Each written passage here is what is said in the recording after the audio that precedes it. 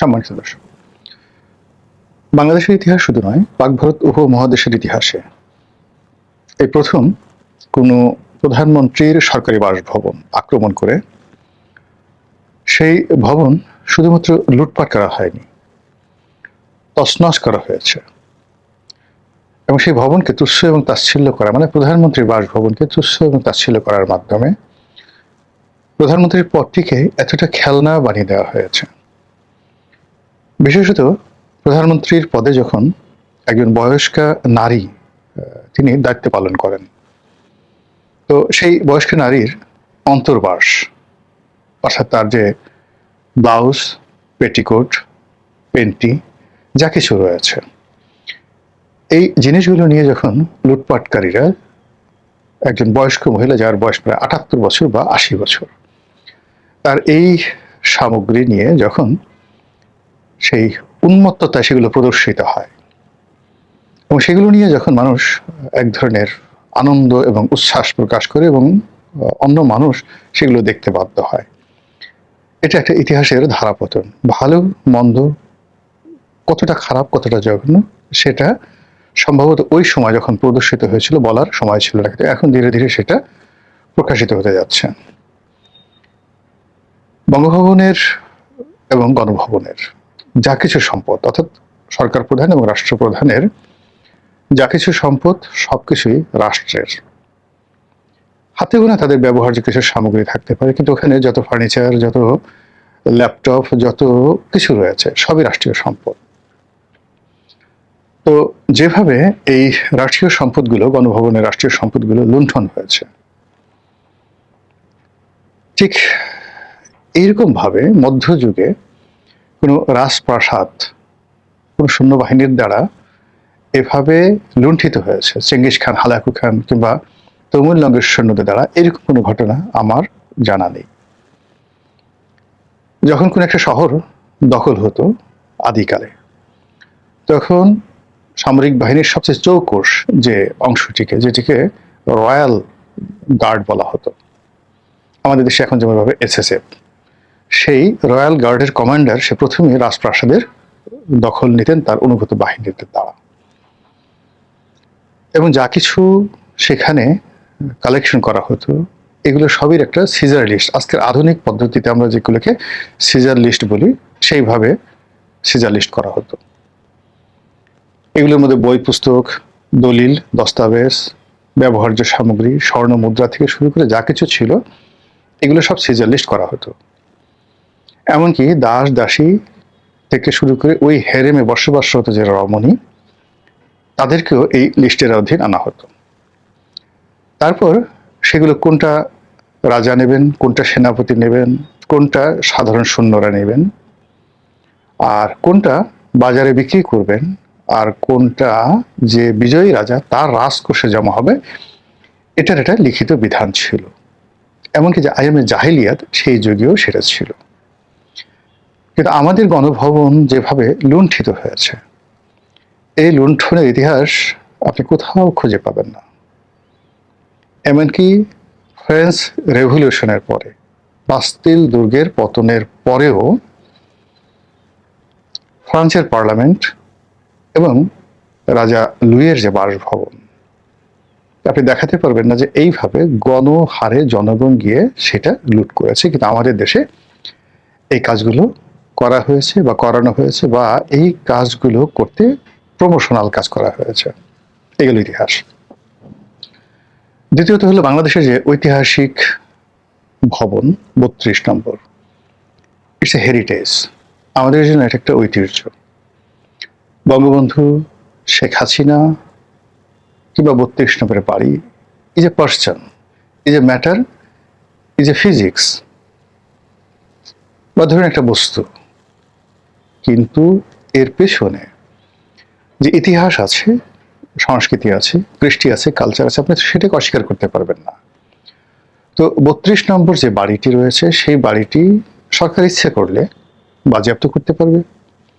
সরকার ইচ্ছা করলে এটাকে যথাযথ পরিমার্জন, তারপরে এটাকে চাইলে একেবারে ভ্যানিশ করে দিতে পারবে। যেভাবে বেগম জিয়ার বাড়ি ভ্যানিশ করে দেওয়া হয়েছে, সরকার চাইলে সেটা করতে পারে।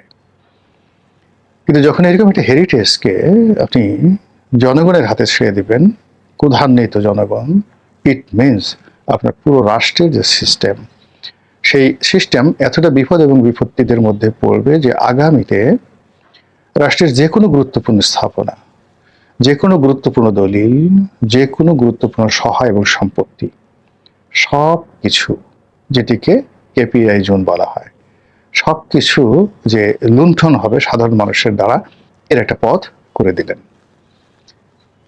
ফলে গণভবন এবং ৩২ নম্বর, এই দুটো ভবনের যে ডাকাতি, রাহাজানি, লুটপাট, এগুলো নিয়ে ডে বাই ডে যত দিন যাচ্ছে তত মানুষের ক্রোধ বাড়ছে, ক্ষোভ বাড়ছে, বিচার চাচ্ছে। এবং যারা এই কর্মগুলো করে একটা সময় খুব আনন্দ উপভোগ করতেন, এখন তারা সবাই হতাশায় ভুগছেন, অনেকে আতঙ্কে ভুগছেন এবং নানা রকম সামাজিক, মানসিক, পারিপার্শ্বিক এবং প্রাকৃতিক জটিলতায় পড়ছেন। আপনি যদি কোনো ব্যক্তির হক নষ্ট করেন, এই দুনিয়াতে আপনাকে তার কর্মফল ভোগ করতে হবে। আপনি যদি কোনো সম্মানিত ব্যক্তির সম্মান হানি করেন, খোদার কসম, আল্লাহর কসম, সম্মানিত ব্যক্তির সম্মান হানি করলে আরো আজিম পর্যন্ত কেঁপে ওঠে, আপনার রিজিক বন্ধ হয়ে যায়, আপনার জন্য আল্লাহর যে সকল নেয়ামত অনিবার্য ছিল, আল্লাহ নিজে যেগুলো আপনার জন্য দিয়েছেন সেগুলো আল্লাহ উঠিয়ে নেন। এর কারণ হলো আল্লাহ স্বয়ং সম্মান দেন ব্যক্তিকে। কাজেই আল্লাহ যাকে সম্মান দিয়েছেন, মর্যাদা দিয়েছেন, পদ এবং পদবি দিয়েছেন, তার উপর নিষ্ঠুর আচরণ করতে গিয়ে আপনাকে ১০০ বার চিন্তা করতে হবে এবং সীমার মধ্যে থাকতে হবে। ৩ নম্বর হলো মর্যাদাবান। সম্মান এবং মর্যাদা আর একটা জিনিস। কিছু মানুষ সমাজে আছেন যারা পদ পদবীর বাইরে গিয়েও মানুষের সম্মান, ভালোবাসা, বিশ্বাস, আস্থার এবং প্রেরণার উৎস হিসেবে থাকেন। এই মর্যাদাবান মানুষগুলোকে বলা হয় প্রজ্ঞাবান বা wisdom, the house of wisdom, হিকমা, হিকমার আধার এই মানুষগুলো। এখন এইরকম সম্মানিত মানুষগুলো সাধারণত ধরুন অতীতে আপনি কনফুসিয়াসের কথা চিন্তা করেন, অ্যারিস্টটল, সক্রেটিসের কথা চিন্তা করেন, হযরত আলী রাদিয়াল্লাহু তাআলা আনহুর কথা চিন্তা করেন, সাহাবী অনেকে আছেন, কিন্তু হিকমা সম্পন্ন যে সাহাবী হযরত আলী রাদিয়াল্লাহু তাআলা আনহু। তারপর হযরত সেই লোকমান আলাইহিস সালাম, পরবর্তী যুগে ইবনে সিনা, জাবির আল হায়ান থেকে শুরু করে অন্য যে সকল স্কলার যারা হিকমা পেয়েছেন, ইমাম বুখারী, ৪ মাযহাবের ৪ ইমাম, সবাই হিকমাত ওয়ালা ছিলেন। কোনো রাষ্ট্র, কোনো সমাজ, কোনো দেশকাল যখন এদের দিকে আঙ্গুল তুলে তাকায়, মুহূর্তের মধ্যে আল্লাহর সর্বোচ্চ, মানে ওই যে সম্মানিত ব্যক্তিকে অসম্মান করলে যা হয় তার চেয়ে বেশি, যাকে বলা হয় গজব, আল্লাহর পক্ষ থেকে নাজিল হয়ে যায়। তো গত সেই 18 মাসে ধরে এই বাংলাদেশে রাজনৈতিক ব্যক্তিত্ব, অরাজনৈতিক ব্যক্তিত্ব, শিক্ষাবিদ, ধর্মীয় ব্যক্তিত্ব, সমাজের ময় মুরব্বী, ধনী ব্যক্তি থেকে শুরু করে এই সমাজের মধ্যে যারা একটা বন্ধন তৈরি করে রেখেছিলেন, মব তৈরি করে সবগুলো তছনছ করে দেওয়া হয়েছে। ফলে কি হলো, একটা রেজিম চেঞ্জের পর যা আশা করা হয়েছিল, যে বরকত আশা করা হয়েছিল, যে ডেভেলপমেন্ট আশা করা হয়েছিল, সেগুলো সবই সকলের জন্য বুমেরাং হয়ে গেছে। মানে যারা এটা সুবিধাভোগী তারা, যারা সাধারণ জনগণ তারা, যারা দেখেছে তারা, যারা এর কাছাকাছি গেছে প্রায় সবাই এখানে মজলুম হয়ে পড়েছে। সমাজ তাদেরকে ধারণ করতে পারছে না। এবং আমাদের এই সমাজে এখন এতগুলো বিষয় কিলবিল করছে, এতগুলো সমস্যা, যে একটু তাকিয়ে দেখেন যে এই সমস্যাগুলো থেকে আপনি আমি কেউ কিন্তু বাঁচতে পারছি না। এই জন্য যখন অন্যায় হয় তখন সমস্যার প্রতিবাদ করতে হয়, আর যখন ভালো কাজ হয় সমস্যারে সেই ভালো কাজের প্রশংসা করতে হয়। তো যেটা বলছিলাম যে ইদানিং আপনি দেখবেন যে যারা এই গণভবন চুরির সাথে জড়িত, ৩২ নম্বর ভাঙার সাথে জড়িত, তাদের সেই রমরমা ভাব নেই। তারা আগের মতো বলতে পারছে না আমি এই কাজগুলো করেছি। তারপর এটা গর্বের বিষয় নয়, বরং যারা খুব চিহ্নিত হয়ে গেছে যে এই কাজগুলো তারা করেছে, তারা অনেকে গা ঢাকা দিয়েছেন, অনেকে নিজেদের দায় অন্যের উপর চাপাচ্ছেন, ইত্যাদি ইত্যাদি নানা রকম ঘটনা ঘটছে। এর বাইরে প্রকৃতির অভিশাপ শুরু হয়ে গেছে।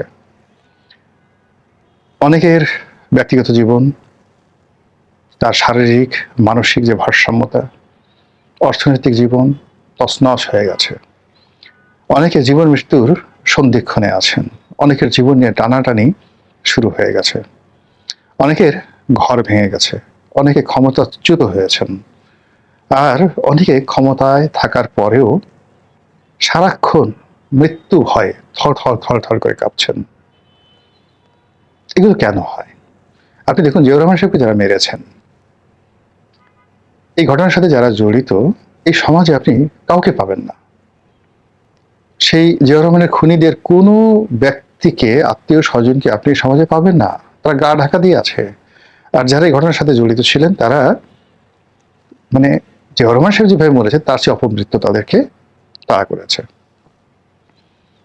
একই অবস্থা বঙ্গবন্ধুর হত্যাকাণ্ডের সঙ্গে যারা জড়িত ছিল, একটা সিঙ্গেল লোক জীবনে সুস্থভাবে বাঁচতেও পারেনি, সুস্থভাবে স্বাভাবিকভাবে মরতে পারেনি। 1971 শুনে যারা মানবতা বিরোধী অপরাধ করেছে, একটা সিঙ্গেল লোক বাঁচতে পারেনি। ইভেন 24-এর গণ অভ্যুত্থানের সময় যারা এই স্নাইপার রাইফেল চালিয়েছে, যারা নির্বিচারে নিরপরাধ মানুষকে হত্যা করেছে, প্রত্যেকটা মানুষের জীবনে দুনিয়া এবং আখেরাতের, আসমানের বালা, জমিনের বালা এবং মুসিবত একসঙ্গে তাদেরকে ঘেরাও করে আছে। একটু জেলখানার দিকে তাকিয়ে দেখেন তো, যারা জেলে আছেন। এই বাংলায় আপনার কি কখনো কল্পনা করতে পারতেন যে এই মানুষগুলো জেলে যাবে? যাদের কোমরে হাতে পায়ে ডান্ডা বেড়ি পরানো হচ্ছে, যাদেরকে, যাকে বলা হয় টেনে হিসড়ে বিচারালয়ে আনা হচ্ছে, আজ থেকে 1 বছর 1.5 বছর আগে, মানে শেখ হাসিনার জমানায় এগুলো কল্পনা করা যেত? যে পরিমাণ মানুষ এখন কারাবন্দী আছেন, বিচারের আওতায় আছেন, তার চেয়ে অন্তত 100 গুণ মানুষ ক্ষমতাধরদের মধ্যে এবং ক্ষমতা যারা হারিয়েছেন তাদের মধ্যে, অর্থাৎ ডক্টর মোহাম্মদ ইউনূস এবং শেখ হাসিনা তাদের মধ্যে। এর চাইতে বহু সংখ্যক মানুষ কখন পরোয়ানা চলে আসবে, কখন জেলে যেতে হবে, এই ভয়ে, কখন আমার যে কনস্পিরেসি, আমার যে চক্রান্ত, দেশ বিরোধী চক্রান্ত, আমার যে মানবতা বিরোধী চক্রান্ত, সেগুলো কখন প্রকাশ হয়ে যাবে, এই ভয়ে তছনছ হয়ে গেছে। একইভাবে ধরুন, আগে যদি যাই, নবাব সিরাজউদ্দৌলাকে যারা হত্যা করেছে, যারা পলাশীর সেই চিহ্নিত বেঈমান, বাংলাকে যারা রবার্ট ক্লাইভের হাতে তুলে দিয়েছে, একজন সিঙ্গেল মানুষ সুস্থভাবে মরতে পারেননি। আত্মহত্যা করেছেন, অনেকের কুষ্ঠরোগী হয়েছে, অনেকে পরিবার, ঘর, সংসার সবকিছু ত্যাগ করে দেউলিয়া হয়ে পড়েছেন। পাগলের মতো, ফকিরের মতো রাস্তায় রাস্তায় ঘুরেছেন। মীর কাসিমের মতো, যিনি বাংলার নবাব ছিলেন, পাগলের মতো সব জায়গায় ঘুরেছেন, ভিক্ষুকের মতো দাঁড়ে দাঁড়িয়ে ঘুরেছেন। এই হলো অপকর্মের ফল। ফলে আমাদের রাষ্ট্রীয় সম্পত্তি যারা ধ্বংস করেছেন, আলটিমেটলি তারা সবাই এই যে রোষানল, প্রকৃতির রোষানল, মানুষের রোষানল, জমিনের রোষানল, আসমানের রোষানল, সব রোষানলের মধ্যে এই মুহূর্তে পড়েছেন।